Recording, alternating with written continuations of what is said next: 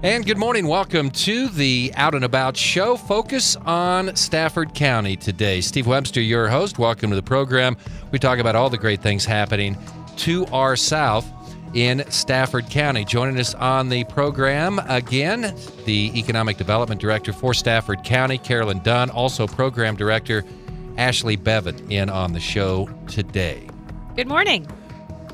Well, good morning to you. I think Cole did the show. I don't know. I lose track here. I think Cole was in on the show last time as I was vacationing. So good to talk to you once again. And we're going to talk about with a special sales tax that's on the ballot for the city of St. John. And this is a good opportunity for, well, maybe to answer some questions that people may have concerning the St. John City sales tax. Right. How much is it? What's it for? And kind of the execution of this. Right.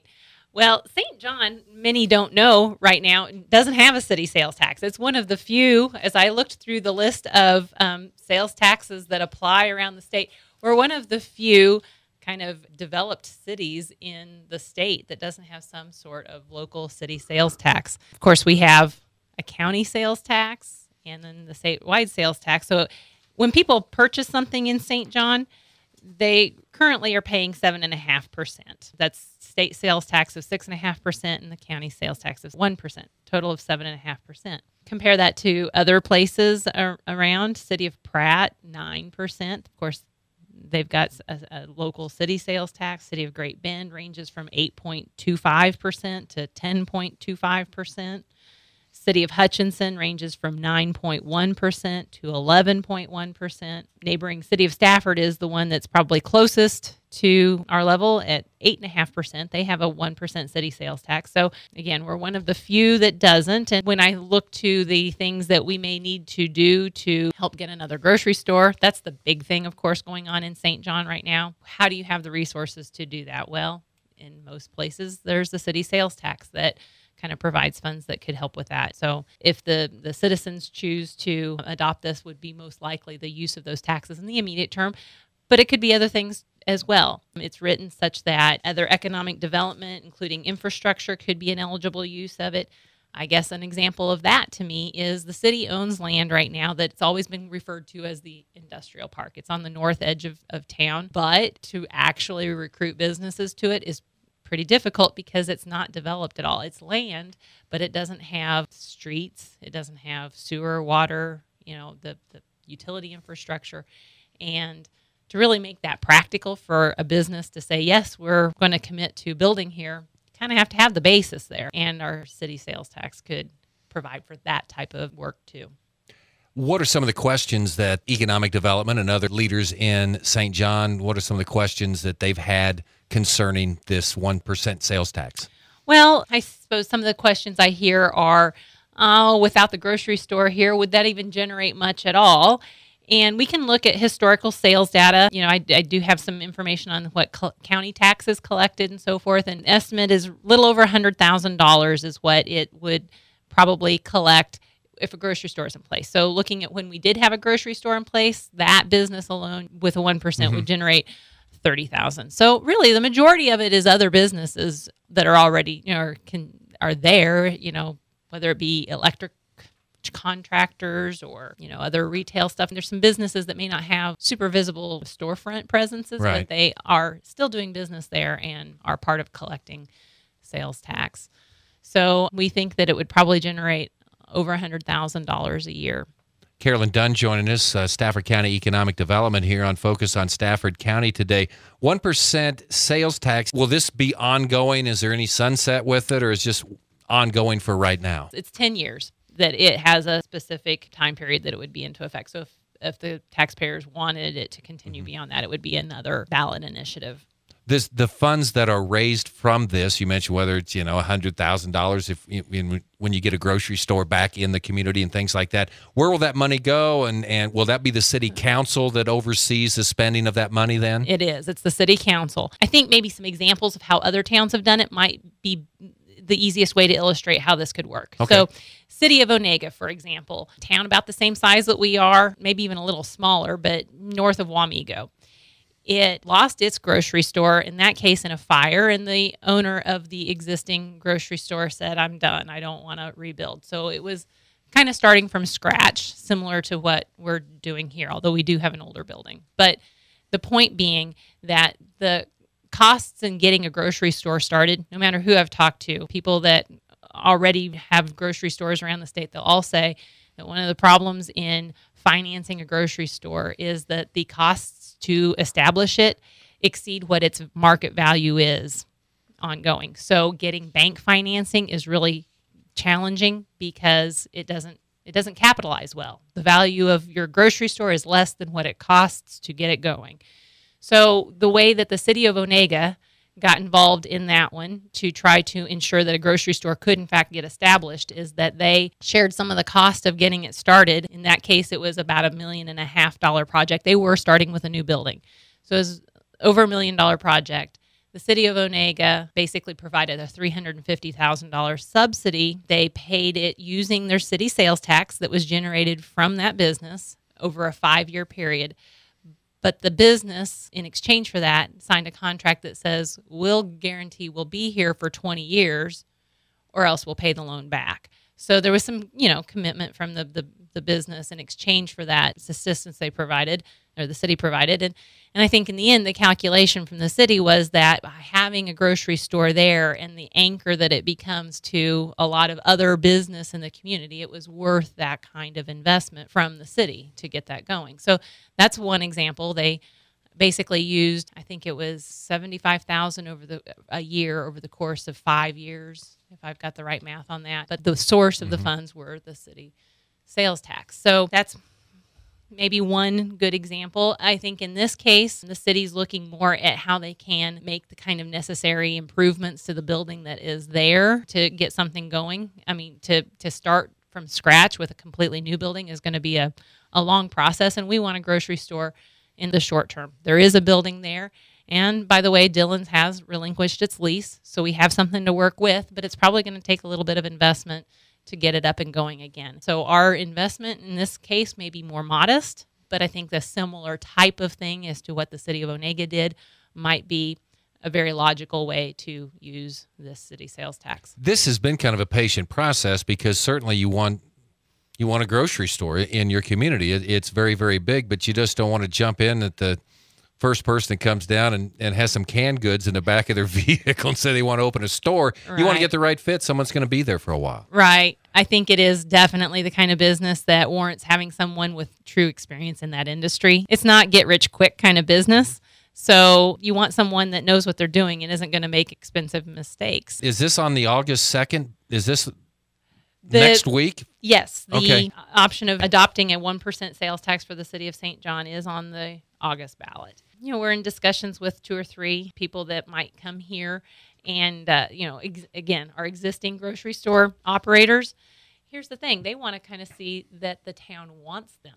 So I think that also adopting this sales tax is kind of a way of showing those grocery operators that we really do want to do our part to make the environment a favorable one to someone else that wants to invest in it. So, well, without putting you on the spot here, I'd never try to do that on the program or anything like that. But this 1% sales tax, it's not being targeted specifically to recruit a new grocer to St. John by any means, but that's certainly, something that it could be used for. Right. And I think it's the most urgent thing that we're looking at right now, but it's not. No, you're right. It's not limited exclusively to that for the life of the tax. So this is just for the people in St. John? It's just the city of St. John, correct. Okay. Got a feeling one way or the other? I mean, good response? I don't know. Or it's hard to tell right now? It's hard to tell. I like sales taxes more than property taxes, but... Well, I think one point to consider is that, again, we don't have a sales tax in place, so most likely the people are paying that level of tax anyway. If you're buying groceries somewhere else, by definition, you're paying that 1% sales tax, and helping to repair our streets in Great Bend when you drive up here to get that with our sales tax that we have devoted to street repair. So before we take a break, anything else on the sales tax? I think that's the main points of it. Educating the public here on Focus on Stafford County. We will take a break, have more of today's show right after this. Welcome back. Focused on Stafford County today on 1590 KVGB. Steve Webster joined by Carolyn Dunn and Ashlee Bevan from Stafford County Eco Devo. All right, guys, give me an update on the sidewalks. The corridor from downtown St. John to U.S. Highway 281. Well, the City of St. John was awarded a community development block grant at the end of last summer, and the sidewalk is finally going in along First Street. So this is exciting to see. Huge improvements. People slowly driving by, what's going on? Finally the sidewalk project. And again, kind of take us back. I mean, one of the reasons was really if you wanted to walk on the street all the way down there, that was your option. Yeah. I have several photos and a lot more in my mind's eye that are of motorized scooters on that street. And, I think it will just make a drastic improvement in safety. So you're an economic development director for a county, so people over in Stafford are saying, wow, it's a nice sidewalk they've got going in here. What about us? Right. And it's leading us, we've got some possibilities here. That's right. Well, there's been a group of people in Stafford, just kind of this ad hoc group that has decided that it's time to make some improvements in the downtown. And so they've just organized people. It's not they don't have a formal source of funding. They've just decided that they're going to, one by one, paint the buildings downtown, and they've received some donations. Some of the building owners have said, okay, if you'll help me paint it, well, then I'll buy the paint, and it's just kind of one thing has led to another. And they think I've got 7 or 8 buildings that are on the list now for improvements. It's really kind of set a nice tone for this is, something that's organization important, and we're going to focus on it right now. And I even kind of look back. So over the years, Main Street as an organization did some kind of self-assessment of our town, and the city of Stafford has had some town hall meetings over time where they take in input about what citizens would like to see improved, and same with the Chamber of Commerce. Well, this idea of improve our downtown theme has always kind of been there, I think, but now we're starting to kind of see a little traction on doing something. So the painting project, and we said, part of what we have funding for through our Healthy Communities is the funding would be eligible to be used into doing preliminary engineering, similar to what we did in St. John that set the stage for being competitive for that community development block grant. Would we like to do the same thing in Stafford? So that's what's happening. We're paying for some preliminary engineering for the downtown sidewalks. It doesn't mean that the city is committing any funds at this time. It just means that we'll have a preliminary engineering report that would say, hey, if you wanted to do this is kind of how much concrete it would take. It's kind of how much it would cost. It doesn't mean that you're even committed to that exact plan, but you have a place to kind of start. You can say, hey, we'd like to do this part, but not that part. And I see a lot of the value of it in being that it provides some data that makes, again, applying for further funding kind of practical. I think Bike and Build doing their work down there a couple of years ago kind of got the momentum going a little bit. It's probably that. And yeah, again, I look to a few people in town that are some new young blood that I think are also to credit for that. And even the chamber. We attend monthly chamber luncheons, and, they're wanting a visible project to work on in town. They're trying to regroup and just start fresh again, I think, this year with chamber projects. And so I presented our Live Well initiative at a chamber lunch and said, hey, we have funds available. Do you guys want to partner with us on this? And they are. That's exciting, isn't it? I mean, for you guys being in economic development, seeing people, especially younger people, get engaged in their own communities. Well, that's right. I can see beaming pride here, Carolyn, with this. We're going to take one final break, be back for the final segment of the show right after this. Welcome back. Focused on Stafford County here today on 1590 KVGB. Steve Webster with you. Carolyn Dunn, Ashlee Bevan with us here. Something we haven't talked about for a while, and this has been a slow process because the legislative things that you had to get done. The Port Authority of Stafford County. Any new developments with that? We've got the legal framework in place and have kind of, I guess, made a choice that we're not going to invest without knowing that there's also an anchor tenant. So, I keep trying to cultivate that.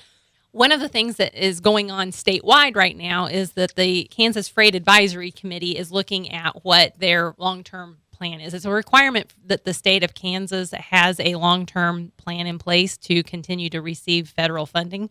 So the state of Kansas has to have a long-term freight advisory plan in place to continue to receive federal funding. And they're going through that process right now. We had a session last week that took in input from people around the state, whether they are in industry or in economic development or whatever. And I thought one of the themes that came through was a nice one, which was the investment in transload facilities is an important thing to continue doing. So last year, the state did make an investment in kind of a new strategy, the transload facilities. Great Bend was one of those chosen. We'd like to see some of that kind of stuff continue. One of the statistics that always stands out in my mind is that it's roughly 80% of job growth occurs within 20 miles of a 4-lane highway. Well, we don't have those 4-lane highways out here. How can we, in another way, use the investment in transportation infrastructure to stimulate good job growth? And I think these transload facilities are key to that. So we'd like to see that continue. And certainly I'd like to see some of that come to Stafford County in the future through our port. And that is one of the things that really, you look, even Maxville, I mean, even St. John and Stafford, you go, that's a major rail line that goes through there from coast to coast. And Absolutely. You have 4 highways that come through there as well. That's got to be an advantage. I know you guys want to take advantage of. Right. And I've told my kids, think of it this way. If you knew there was a river with really great fishing in it, you couldn't go fishing in that river if you didn't have permission from one of the people that own land next to that river to actually get to the river. And I kind of see it the same way. We have this great rail line that's going through our county, but without a place that a ramp to get onto it, we can't take full advantage of that. So developing the port would develop that ramp, that location that other companies could use to then, access the rail line, even if they don't actually own land next to the railroad. So real quick, I guess if all of a sudden you made arrangements, you had an anchor tenant, what happens then?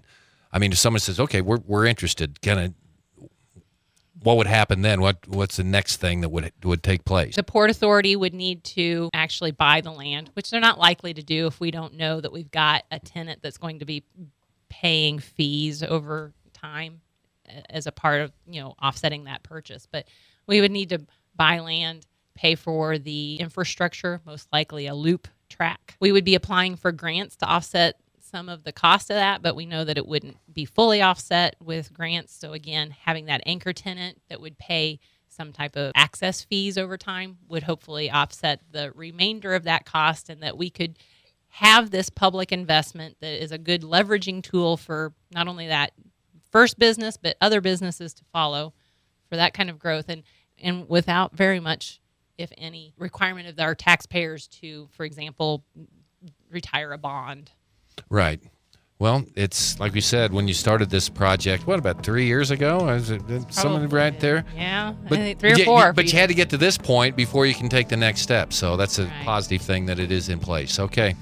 Well, again, that's it. We don't have any more time. So thanks for coming up today. Ashlee and Carolyn here on Focus on Stafford County. They'll be back next month to visit right before the start of school here on 1590 KVGB. News coming up next. Have a great day, everybody.